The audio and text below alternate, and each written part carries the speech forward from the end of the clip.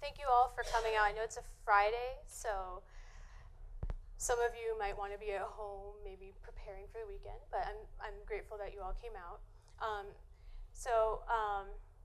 be talking to you today about community organization and environmental justice in some of the US's most politically marginalized communities. And so just to give you an overview of what I'll be covering, first I'm going to cover a very high-level motivation for my work. So what drives me to do what I'm doing.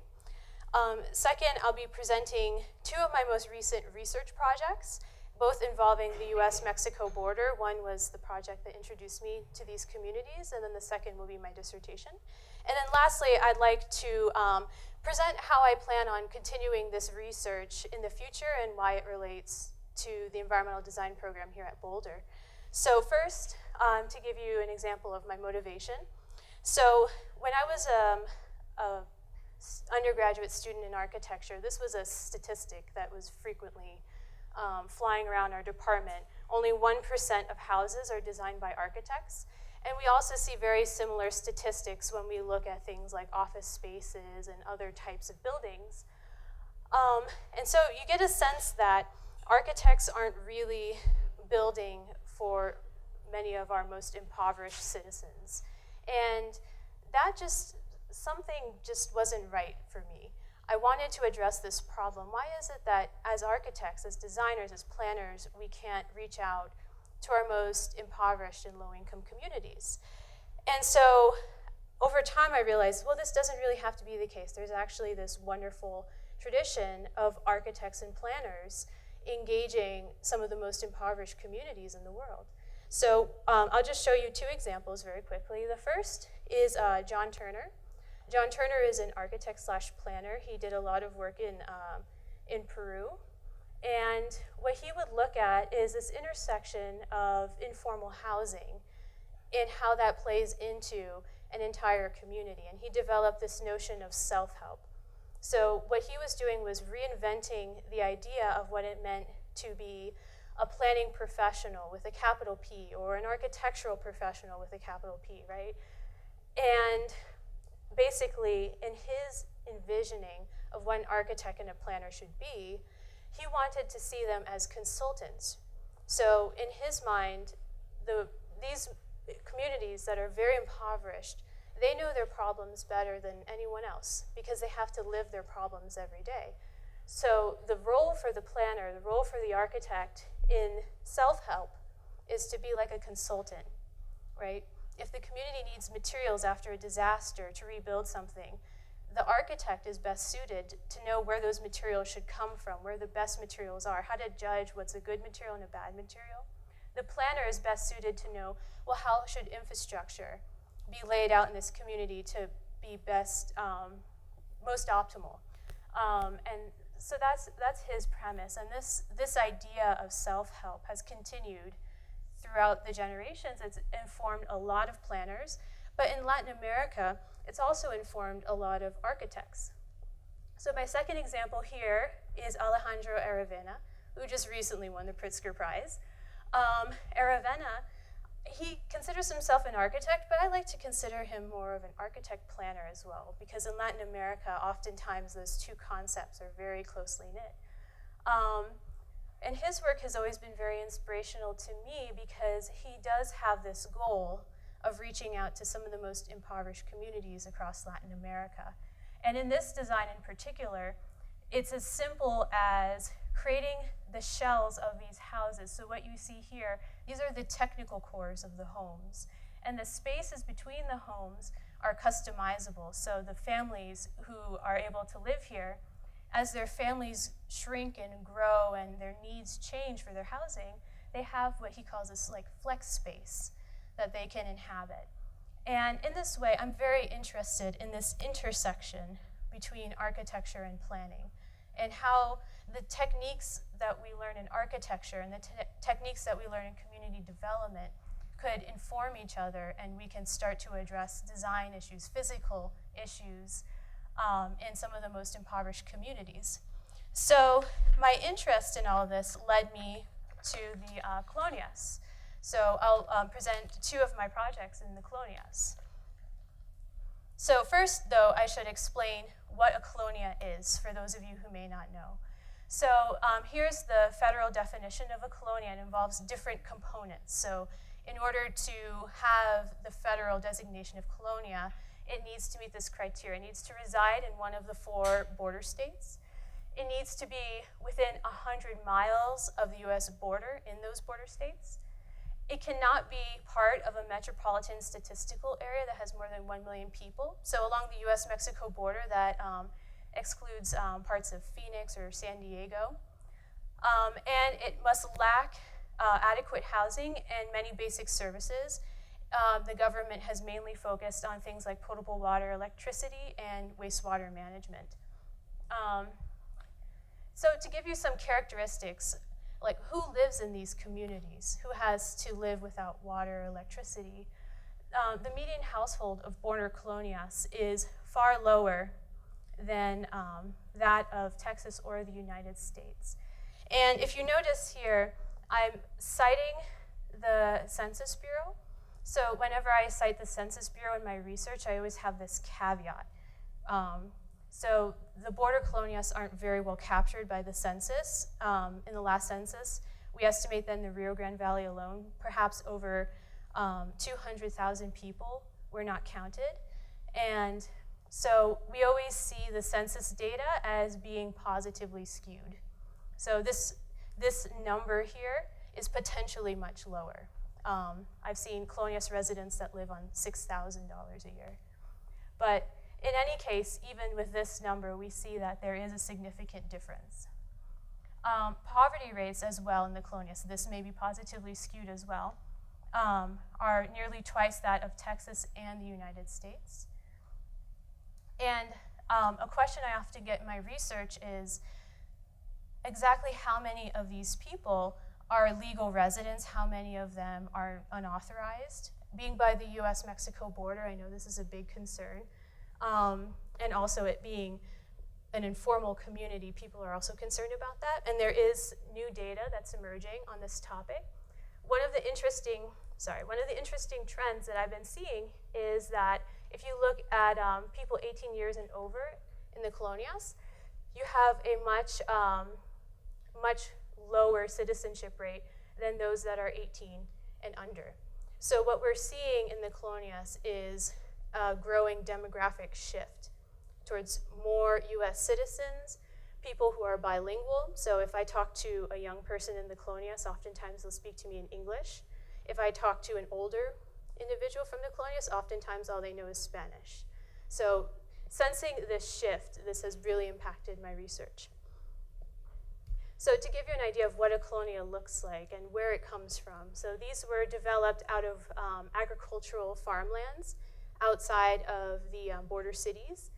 And what farm owners used to do starting in the 1960s and definitely continuing with force into the 1980s is they would subdivide, sometimes legally, their farmland and sell off. You can see these plots are very narrow. They would sell off these very narrow plots to migrant farm workers. And the migrant farm workers at this time, many of them were having children and wanted a solid home base for their kids, a place where they can go to school and have friends and be able to have a more stable lifestyle. But this is all they could afford. They couldn't afford to live in the incorporated cities. They couldn't afford the taxes on a migrant farm worker salary. So they would buy these plots. They were only given the plot. They were promised utilities. Oftentimes, those utilities didn't come, which is where we get the basic service issues from.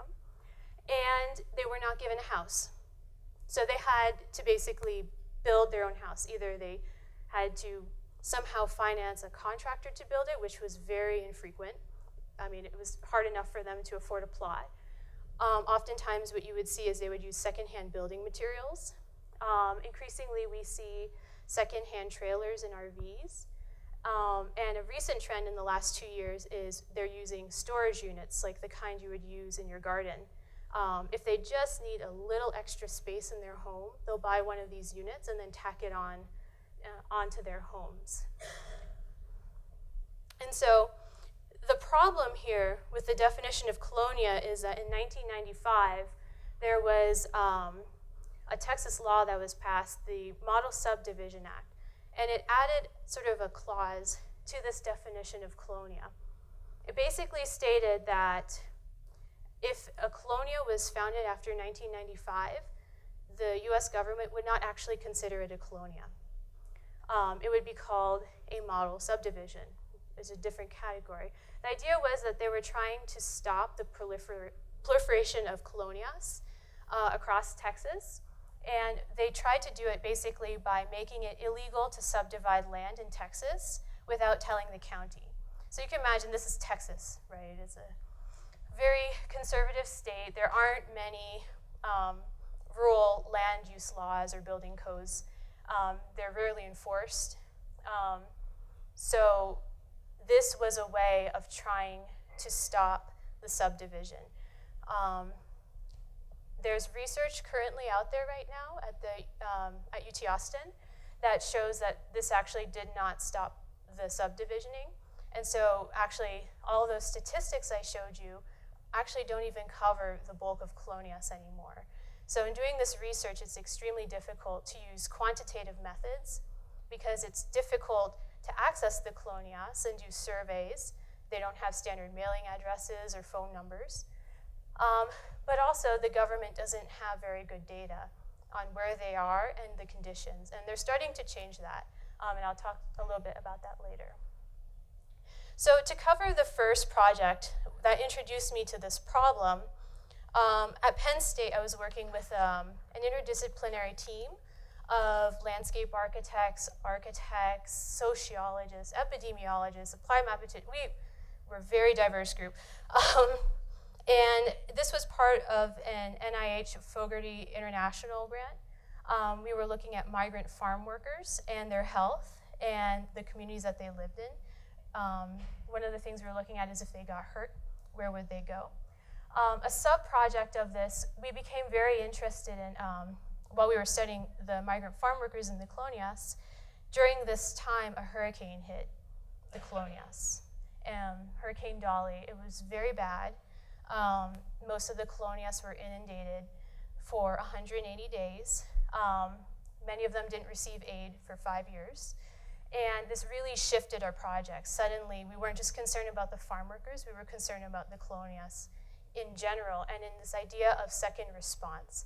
And so for policy space, we were really interested in this intersection between what we saw as policies that hover above real space, real spatial issues, and these different influencers that don't seem to always respect the political space above it. So we're looking at marginalized people, environmental stresses, and of course disease. And so we came across this question then, how can designers act as second responders in times of crisis? And we wanted to use the colonias and what we were seeing in this post-disaster environment, how could we help them as designers? And we came across this idea of second response. So instead of what we saw at the time too was happening in Haiti, where they were given tents and the tents aren't really adequate for the environment that we're in, how as designers could we influence that tent design in a positive way? And so what we came across was very conceptual, and the idea would be that you would have almost like these little blocks of the community. Each would have a garden space, and you would bring onto the site very quickly some of the very basic needs for residents. So things like bath facilities or areas to store food safely. Connectivity was also an issue we looked at, especially post-disaster. So some way for people to be able to communicate with each other after a disaster, so some sort of like internet hub where they can contact each other. And then of course power generation to make all of these things work. And then there would be bathroom units connected to family housing. And this was a very basic conceptual model that could be tweaked for any situation. So These pods don't have to be in this orientation. If you have a different terrain, if the disaster has destroyed certain parts of the community, you can be very fluid about how you respond to the site. We submitted this design for an ACSA competition in 2011, and it won.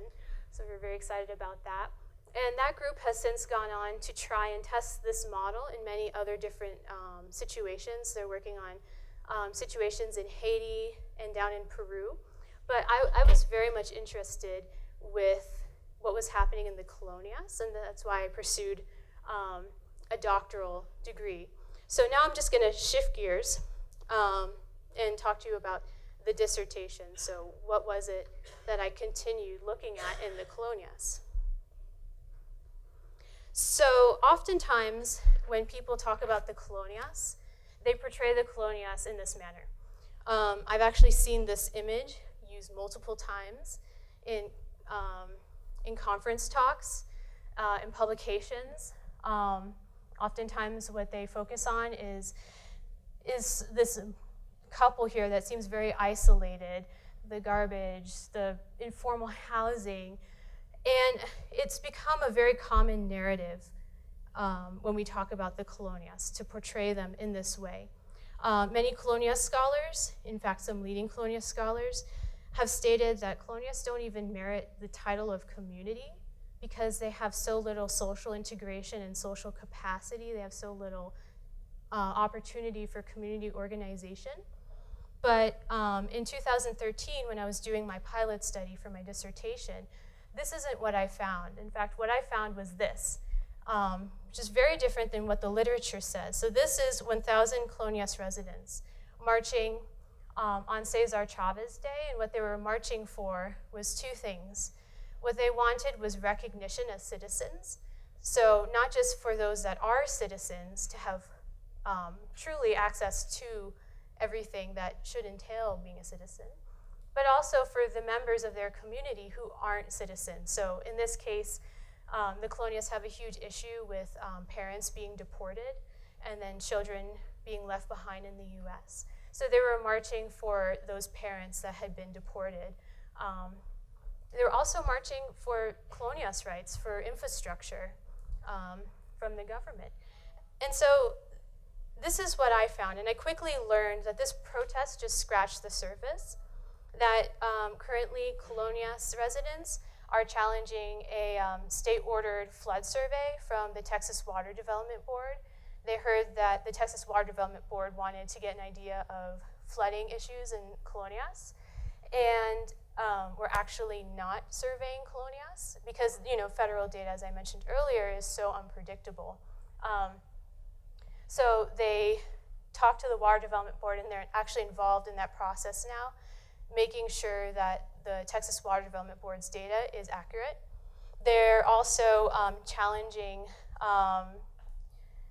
they filed a class action lawsuit against Hidalgo County for their flooding issues, which is one of the first class action lawsuits I've seen in this area. And they're also supporting Obama's recent executive order on immigration in the Supreme Court. And so my question for my dissertation is, how is this happening? How has this been evading our scholarship? And is it significant? Is this form of protest actually making a positive impact on these communities? So in this sense, my dissertation question then asks, how are networks of community organizations affecting political mobilization and equality of citizenship in colonias? And in order to answer this question, I'm using very qualitative methods. So to answer this question, I look specifically at this idea of political mobilization and citizenship within the framework of insurgent citizenship, which is promoted by scholars like James Holston, Farnak Miriftab, Leonie Sandercock, and my advisor, June Thomas, as well. And this framework is fantastic because it captures the most important aspect of this research question, which is this idea of citizenship. What does it really mean to be a citizen? And do colonias really have second-class citizenship? And so in order to study this question very closely, I'm researching down here, way at the bottom of the border. This is the Rio Grande Valley. It encompasses Starr, Hidalgo, and Cameron counties. I chose this area because, as you can see, by far, they have the most recognized colonias of any other region. And so my first step in doing this research was I needed to get a sense of the breadth of community organizing. So the first thing I did was I tried to create a database with all of the known colonias organizations and nonprofits, and I only accepted organizations that worked completely within colonias, because there are many organizations that will come, work in the colonias for a little, and then leave. So these are the ones that are very much in place. Their programs are directed 100% towards colonias residents. And in doing that, I was able to find 20 in Hidalgo and Cameron counties, so that helped me narrow my focus for my dissertation even more. So as you can see, they're mostly between McAllen and Brownsville. So that really became my study area, is the area between McAllen and Brownsville. And after doing some analysis of this database, I found that there were 3 major grassroots networks in this area: Equal Voice Network, Lucha, and Unidos por UT-RGV, which is the local college. At the time it was merging, and the colonias residents wanted input in how these 2 universities merged. And I won't go over the networks. Unfortunately, I don't have enough time, but just to give you an overview of the research design for each of these networks, which have very much the same constituency. It involves the same 3 grassroots organizations, many of the same nonprofit groups. They all have a similar timeline. They were all started after 2008, 2007. So it was a very good basis for comparison. So for each of these 3 networks, I conducted open-ended interviews with organizers. I did participant observations of protests and community meetings. I did an organizational survey, so whatever wasn't captured in the open-ended interviews, that survey was basically just a follow-up to make sure that I conduct all the information, and then resident focus groups to make sure that the data I collected from the organizers is actually sound. It represents the community. So in that sense, my dissertation from this involves 2 different types of results. One I call the pre-2008. I know some of you have heard this. The pre-2008, which is basically a rewriting of colonias history to incorporate these issues of community organization, because I found that these groups have a very strong history in organizing that goes back to famous Chicano organizers like Cesar Chavez and Dolores Huerta. And that piece of the dissertation basically looks at this history and says, is our definition of colonia correct? In fact, in taking out this notion of community organization, have we actually been missing a key piece of what it means to be a colonia? And I won't get to cover that piece in depth. What I think you guys would be more interested in is the post-2008 results. So for the post-2008 results, I break it into 2 pieces. So in 2008, there were 2 what I call crises. There's a social crisis and environmental crisis that happened in 2008 that really shifted what was happening in the colonias. So first, the social crisis. So the main form of aid for colonias historically has been self-help housing. That's been the dominant paradigm in the colonias. But even before 2008 and the housing crisis and the recession, a lot of colonias residents were becoming very disenchanted with this model of colonias improvement. So here you see 25 little houses. This is the average rate of self-help housing production for one organization.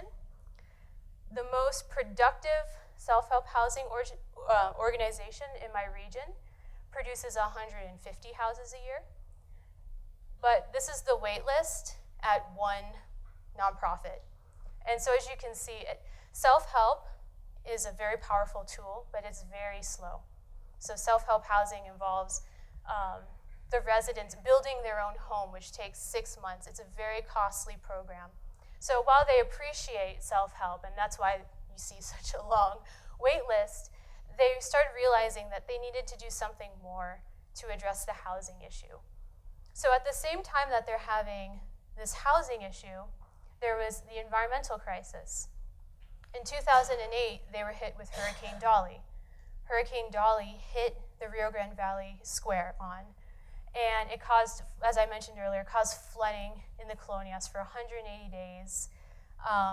Many colonias, one woman I talked to when I was doing my pilot study in 2013, she had just received her aid, like 5 or 6 years after the hurricane hit. But Hurricane Dolly wasn't the first. Ever since Hurricane Dolly, there have been a series of significant rainstorms and hurricanes that have hit this region and have really made the colonias residents question, why is it that our communities flood and the local city does not flood? And in this sense,